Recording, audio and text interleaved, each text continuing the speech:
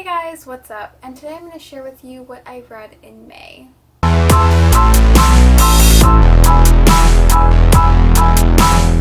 You may be wondering why I'm sitting on my floor, and there's really no reason. I just chose to sit on my floor today instead of standing because, let's be honest, sometimes I'm a little lazy.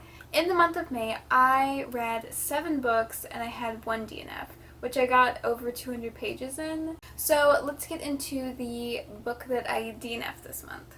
I don't think I DNF'd anything in March or April. I could be wrong, but I'm pretty sure I didn't. But this book, I didn't want to continue just because it didn't make me happy at all. And I don't know. Fantasy is really not my thing whatsoever. So you can't take my opinion of this book seriously. I don't even know if I'm going to technically review this book just because I am not a fantasy person. So I don't feel like this book is for me. So obviously I shouldn't review it, right? The book that I ended up DNFing this month was Children of Blood and Bone by Tommy Adeyemi. My mom bought this for me because I talked about it one time and was like, the cover is gorgeous, and I know I hate fantasy, but I might enjoy this because it kind of sounds interesting. And then it was just filled with so much magic. It's literally, like, from the synopsis, it tells you that they're trying to get the magic back, but I just felt like it was... The problem with fantasies is that they always seem little kiddish to me. And so this is not just Children of Blood and Bone. If you like fantasy, I think you would like this. But since I cannot stand fantasy, I didn't end up liking it at all. So that was my only DNF, and now let's move on to the books that I actually read and finished this month. This month I had a couple of 3 stars, all from NetGalley. I've been trying to read most of the books on NetGalley that I have been approved for, and I just keep getting more books. So it's kind of not going well. So I'm not sure when some of these are released. I will put on the screen when they're released underneath the picture. But I obviously don't have physical copies of them because they're from NetGalley. The first book I gave 3 stars was Happiness Will Follow by Mike Hawthorne. This was good. This was a graphic novel, and I usually don't give graphic novels anything higher than 3s. Most of them have to be just amazing to get a 4-star from me, so this really isn't a bad rating. Happiness Will Follow is about a Puerto Rican family, and it is a memoir, Mike Hawthorne's memoir, about him and his mother trying to navigate New York City and the unforgiving nature of New York City. It's very interesting. I don't have a lot to say about it because I feel like it's a book that you kind of have to read because it's a memoir. Mike Hawthorne is very, very good at using the artwork to show the story, I guess. It's not just words. Yeah, the words help, but his artistic nature is just unbelievable. It's so good, and it really helps create the story, create the people. My second 3-star is I Left My House Today by Cassandra Callan, and this is another graphic novel slash like comic strip type book, and it's really fun. It was a book that was very relatable and pretty cute, about a girl. Basically any girl or woman can relate to the comic strips that are in it, and it's about a girl deciding like when she wants to go out and like how she deals with daily life, like while she's on her period, not shaving, like just being a normal girl that does not get portrayed out into the media. And I find it very interesting. I think it's wonderful. I only gave it 3 stars because, again, it's a comic strip. Like, it did make me laugh because I related to a lot of the stuff, but again, it wasn't anything special. Final 3-star was Meant to Avoid in Life and Art by Nicole Tersigni. I think that's how you say her last name. Again, this was kind of like a graphic novel, but it took different artworks and made the men in the pictures say what men say to women on a daily basis, and it was really funny.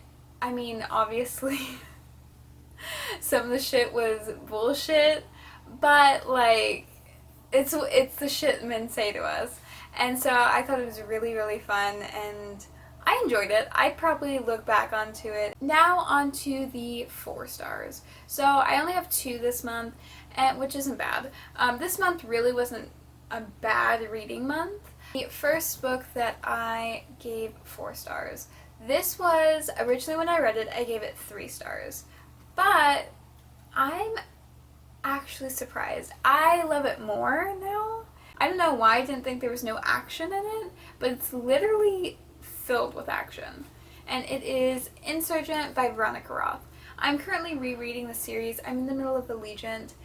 Not liking it as much as I remember, so it may get docked a point. But this one became a 4-star for me.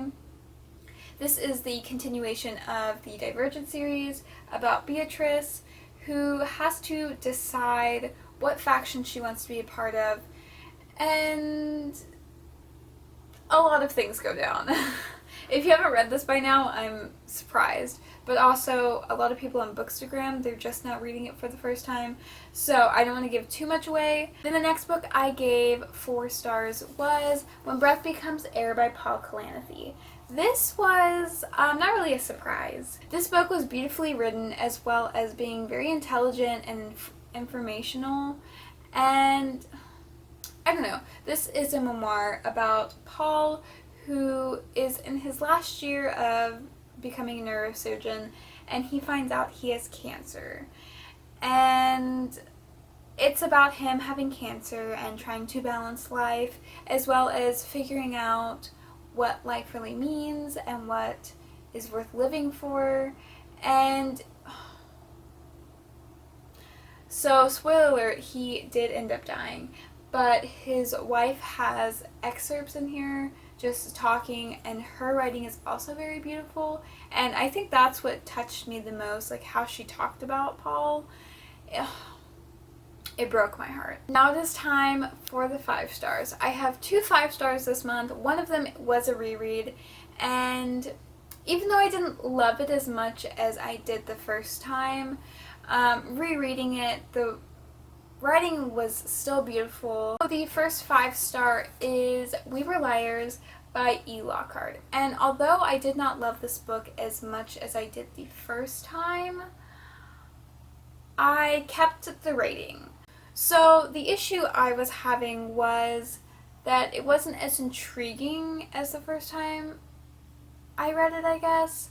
And maybe it's because I know the ending, but the writing is still very, very gorgeous, and now that I know the ending, I kind of found the foreshadowing, which I thought was super nice.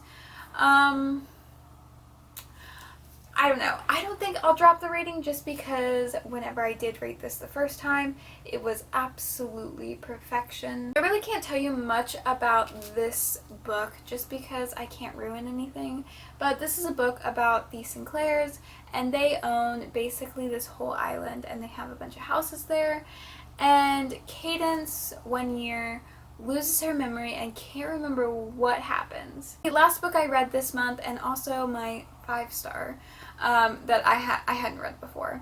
I buddy read this book with one of my friends from Bookstagram. She also has a YouTube, so I'll link her channel below. But I'm not sure what her name is on YouTube. I'll definitely link her stuff below because she's amazing and I love her. She's basically been my friend from day one on Bookstagram. So we decided to end up reading The Grace Year by Kim Leggett. This is a book that I've been trying to read since like December, whenever I got it. And it was wonderful. I'll let Meg tell you her thoughts because she had a differing opinion, which I understand where she's coming from. I totally get it. But for me, even though there's like this really, really quick romance that happens in this book, it didn't ruin everything for me because I kind of stood it. I was like in shock, but also like, okay. I can get behind this. I also really love these symbols that are in here. They have ribbons as symbols for like married off women and for people entering the grace year. And they also do a lot of flower symbolism, which I really enjoyed. I thought it was interesting to see what flowers represented what and how you could tell someone's feelings towards you just because of a flower. And I just really enjoyed this. The ending is a little meh. It kind of ruins Tyranny's whole point. But I still gave this 5 stars because the beginning, middle, and almost to the end, I really, really, really enjoyed. It was a fun ride.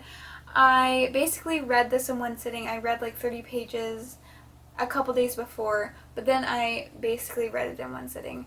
And I really, really enjoyed the whole process. It felt like Lord of the Flies, but female. So those are all the books I read in May. I hope you enjoyed this video, and I hope to see you in the next one.